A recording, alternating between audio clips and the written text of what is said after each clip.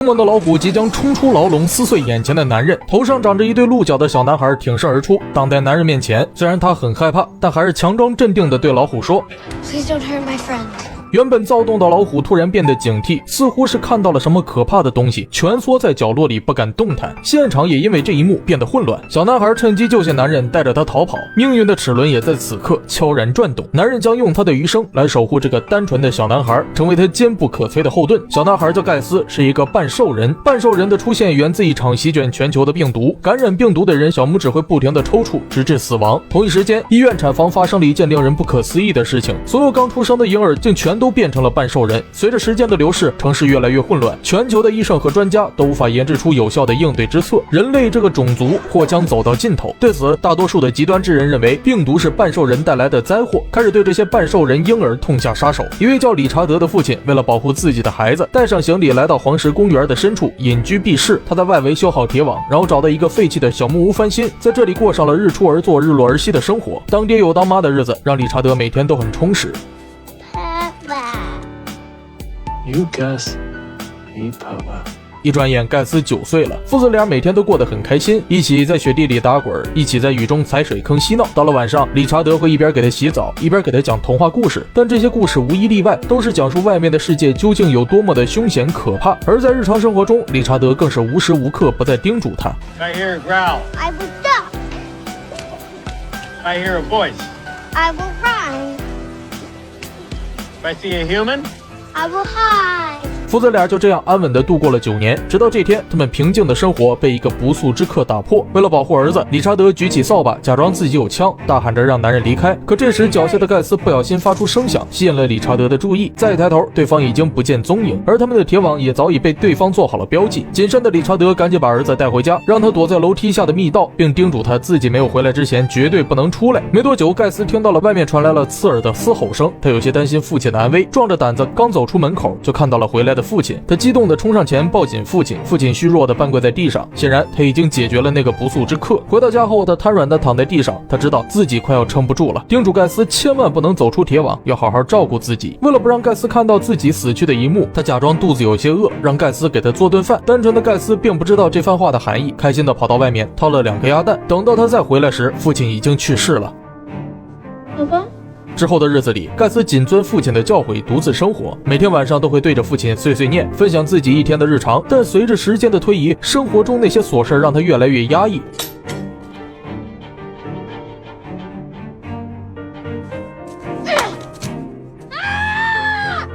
就连割个杂草，剪刀都直接断成了2截。生气的盖斯回到房间，拿起油灯，直接扔在杂草上面，发泄心中的情绪。然而他不知道的是，升起的黑烟很容易暴露位置，引来坏人。回到房间的盖斯心情逐渐平复，突然他发现了父亲留下的爱心记号。顺着地图上的标记，他很快找到了那棵大树，并在下面挖出了一个箱子，里边有一张他母亲的照片，照片的右下角写着一个城市的名字——科罗拉多。盖斯立即回家找到地图对比，决定去找妈妈。他收拾好行李，带上自己的武器装备，踏上了旅途。但外围的铁网围得严严实实。正当盖斯寻找出口时，突然看到不远处的地上有一块巧克力，他好奇地捡起来尝了一口，直接给他香迷糊了，耳朵都竖起来了。这时他发现面前还有一块巧克力，迫不及待地跑上前想要捡起来，但巧克力却跑了。他抬头看向前方，察觉到了一丝危机，下一秒一支利箭朝他射来。好在半兽人的反应速度远超人类，这才躲过了一劫。他立即起身往回跑，躲在大树后面，不敢发出一丝声响。没会儿，一个穿着吉利服的猎人出现，盖斯壮起胆子拉动手里的弹弓，可旁边却突然窜出第2个猎人，抓住了他的鹿角。然而从没见过能长到这么大的半兽人，当即决定把盖斯卖到东边的实验室换取物资。盖斯不愿意坐以待毙，用鹿角撞向了猎人的大腿，但却没有站稳，摔倒在地上。这样的举动惹怒了2个猎人，决定给他点颜色看看。千钧一发之际，有个神秘人开枪将其中一个猎人爆头。盖斯害怕的连连后退，刚好撞到了出现在他身后的神秘人。神秘人体型壮硕，如同一座小山，不怒自威的冷酷眼神更是让人心生畏惧。盖斯起身往回跑，神秘人没有阻止他，还没跑多远，盖斯就听到了身后传来了枪声，吓得他立刻加快脚步，跑回小木屋的密室里躲了起来。神秘人也很快就追了过来。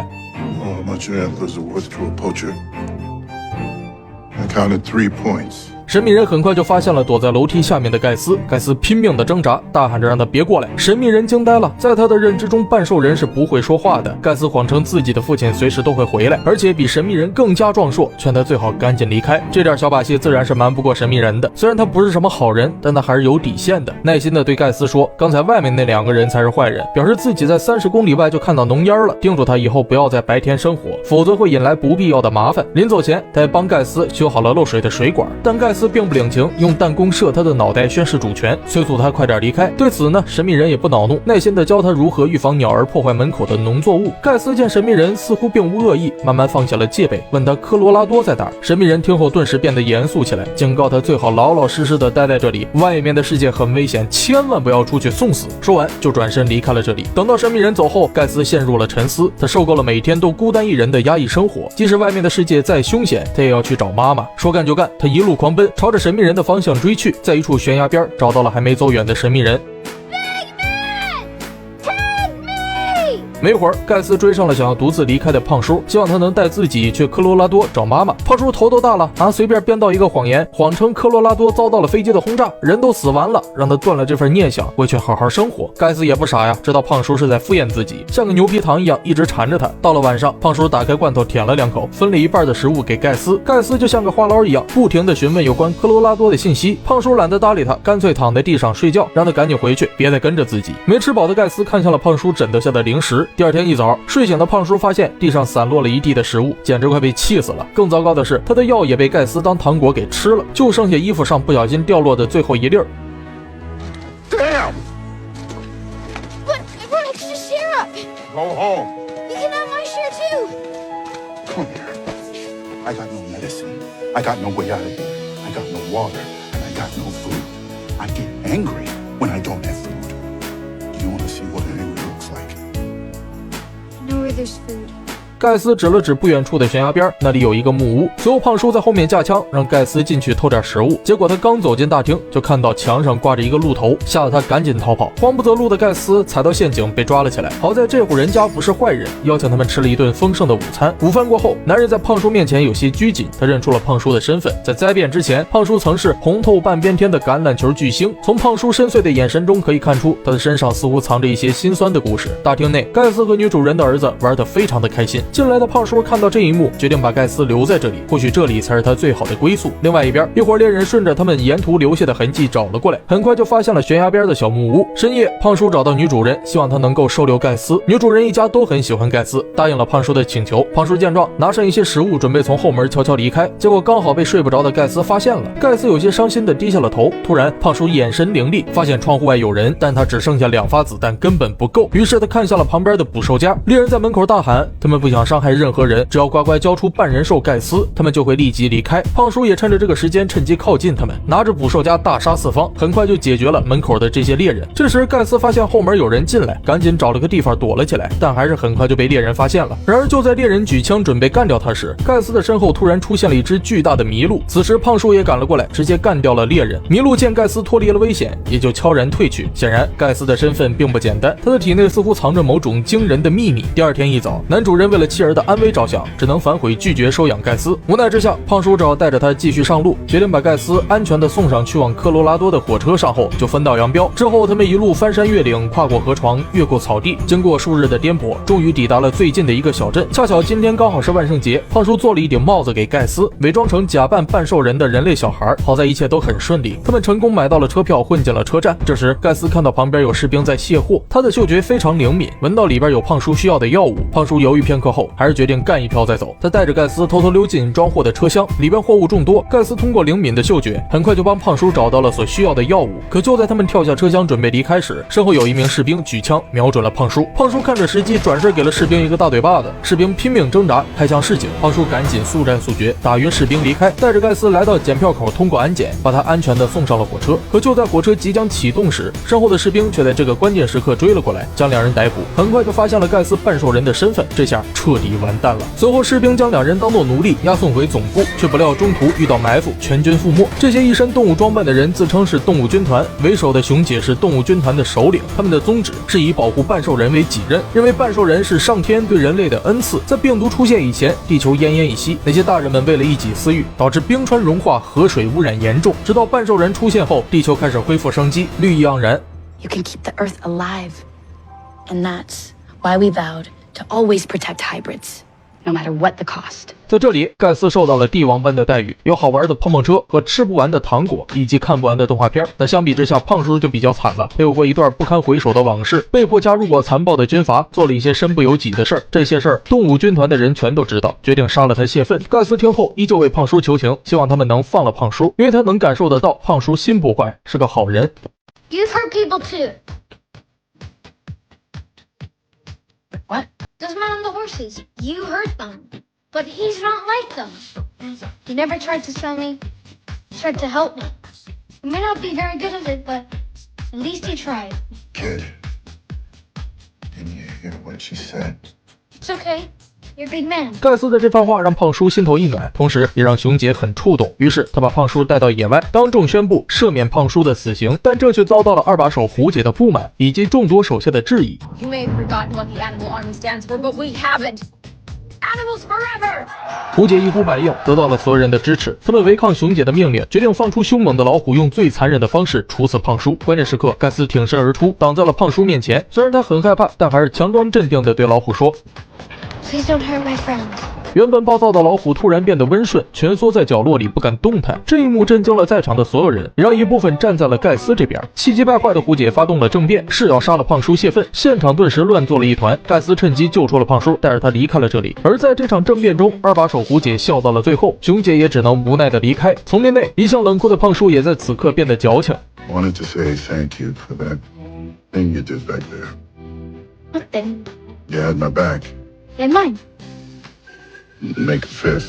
胖叔决定和盖斯一同前往科罗拉多，不惜一切代价也要帮他找到妈妈。两人刚走没多远，就遇到了早已等候多时的熊姐。熊姐带来了一个好消息，之前盖斯曾对熊姐说过找妈妈的事儿。得知盖斯的妈妈叫波蒂后，熊姐就暗中派人打听过有关波蒂在科罗拉多的消息，找到了波蒂家的地址，只是一直没来得及告诉盖斯这件事儿。因此，熊姐也决定加入他们的队伍，一起帮助盖斯找到妈妈。但胖叔拒绝和这个疯女人同行，对此盖斯不得不使出杀手锏了。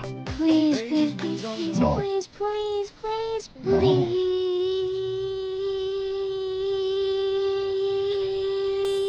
Fine. 随后，他们一路狂奔，来到了附近的铁路扒火车。盖斯和熊姐倒是没啥问题，非常轻松的就上了火车。胖叔就难办了，他硕大的体型根本跑不快，很快就被甩到了最后面。盖斯和熊姐也只能在火车上干着急，完全够不到他。千钧一发之际，胖叔决定殊死一搏。好在胖叔最终还是抓住火车的尾部，艰难地爬了上来。进入到内部后，他们找了个地方躲了起来。但盖斯不小心把瓶子掉在地上，引起了列车员的注意。胖叔拿起一旁的扳手，等到列车员抓住盖斯后，他再从身后偷袭，猛击列车员的后背。列车员抄起一旁的铁棍反击，和胖叔扭打在一起。两人的体型都非常的壮硕，谁也奈何不了谁。就在这时，胖叔发现，列车员竟然是自己的老朋友。原来列车员曾经是他在橄榄球队的队友，时隔多年再次相见，两人都非常的激动。简单的寒暄过后，他们突然发现盖斯不见了，赶紧顺着车厢往前找。没会儿，盖斯自己回来了，他的玩偶狗狗找不到了。胖叔还以为多大点事儿呢，承诺下了火车给他买一个新的。He got rid of his own socks. It even still smells like it. 这时，熊姐突然回来了，说前面有士兵正朝着这边过来。列车员赶紧带着他们躲进了自己的休息室。胖叔透过门上的窗口看到有士兵过来的同时，还在地上看到了盖斯的玩偶狗狗。玩偶狗狗对盖斯来说意义非凡。胖叔犹豫片刻后，还是做出了决定。You're gonna do something stupid. 他拿起帽子，假装成列车员，打开车门，在士兵的注视下，淡定地捡起地上的玩偶。可就在他转身离开时，身后的士兵却突然叫住了他。为首的军官一眼就认出了胖叔，从怀里拿出了一张通缉令。胖叔推翻货物，赶紧逃跑。熊姐等人立即关上大门，但这撑不了多久。列车员让胖叔等人跳车离开，他留下来断后。当初在球队，列车员受过胖叔很多恩惠，现在正是报答他的时候。时间紧迫，胖叔来不及悲伤。简短的告别过后，胖叔带着熊姐和盖斯跳了下去，士兵们也刚好破门而入。inoculate. 尽管他实力很强，但好虎架不住群狼，很快就被士兵们压倒在地，结局不言而喻。几天后，盖斯在胖叔和熊姐的护送下，安全到达了目的地。根据熊姐之前打听到的地址，他们很快就来到了盖斯母亲的家门口。盖斯迫不及待地上前敲门，但开门的却是一个年过半百的老妇人。原来她是盖斯母亲的同事。老妇人告诉他们，几年前的一个晚上，盖斯的母亲说有非常重要的事要做，临走前在阁楼留下了一堆东西，麻烦他转交给日后找来的盖斯。然而当他们看完盖斯母亲留下的资料后，内心久久不能平静。他们做梦都没有想到，盖斯竟然不是自然分娩生下来的，而是用特殊的基因组通过培养皿制造出来的。当年盖斯的母亲波蒂带领科考队在北极有了重大发现，找到了一种从未被世人发现的特殊微生物，并展开了一系列的实验，希望将这种特殊的微生物用于医学治疗癌症。通过科学家们日以继夜的研究，很快就秘密培养出了世界上第一个半兽人，也就是现在的盖斯。而盖斯的父亲理查德是实验室的一名清洁工，和波蒂是一对刚坠入爱河的热恋期情侣。某天晚上，波蒂突然接到电话，说是军方的人强行闯入实验室，要接手里面的一切成果。对于波蒂来说，他一直都把盖斯当作自己的孩子看待。于是在理查德的帮助下，两人合力救出了盖斯，但波蒂却不得不回去销毁那些研究资料，因为那些研究成果一旦落入坏人之手，会对人类带来毁灭性的灾难。无奈之下，理查德早先带着盖斯离开，结果第二天就爆发了席卷全球的恐怖病毒。没多久，医院产房里所有刚出生的婴儿也全都变成了半兽人。盖斯一时间无法接受自己的身世。If scientists created me, I don't have a mom, do I?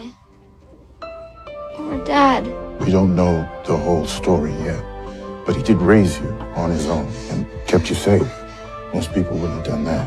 Trust me. He lied to me about everything! 胖叔和熊姐不断解释，即使他不是理查德和波蒂亲生的，但也是他的父母，也是爱着他的。可年幼的盖斯根本理解不了这种不是亲人却胜似亲人的复杂情感，生气地跑了出去。胖叔让熊姐留在这里，看看能否找到其他新的发现，由他去寻找跑出去的盖斯。与此同时，跑到外面的盖斯在一片草地上发现了一架坠毁的飞机，飞机上有一张半兽人保护区的宣传单。没多久，胖叔找了过来，两人席地而坐。胖叔耐心地开导他，盖斯很后悔走出了铁网。那如果没有走出铁网，或许他这辈子都不会知道这些残酷的真相。他受够了自己的与众不同，所以在胖叔来之前，他通过飞机上的对讲机联系上了半兽人保护区。听到这儿，胖叔顿时脸色一变，突然一声枪声响起，胖叔直挺挺地倒在了地上。紧接着几辆吉普车开了过来，士兵们将盖斯装进笼子带走。鹿角男孩第一季的内容到这里也就结束了。哎呀，世事无常，酸甜苦辣造就百味人生啊！虽然有时候真相很残酷，但有的人选择砥砺前行，有的人选择懦弱逃避。可人生本就是一个不断和自己和解、和世界和解的一个过程嘛。而如果盖斯没有走出铁网，或许他永远都不会知道这些残酷的真相，在无人问津的角落里孤独终老，也就没有了这一路上的百味人生，以及共患难的胖叔和熊姐这两个好朋友。不留遗憾才是每个人最好的归宿，无愧于心，无愧于己。